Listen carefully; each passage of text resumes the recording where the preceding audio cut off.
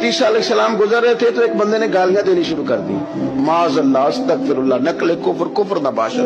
वो गालियां दे रहा है, जनाब ईसा दुआएं दे रहे हैं। तो एक बंदे ने कहा हुजूर वो गाली दे रहा, आप दुआ देने लगे हैं। तो फरमाने लगे मेरे अंदर जो स्टॉक होगा वही बाहर आ गया ना। अभी तक गालियों का स्टॉक ही कोई नहीं, तो मैं कहां से निकाल के लाऊं? उसके पास जो है वो बाहर आ रहा है और मेरे पास जो है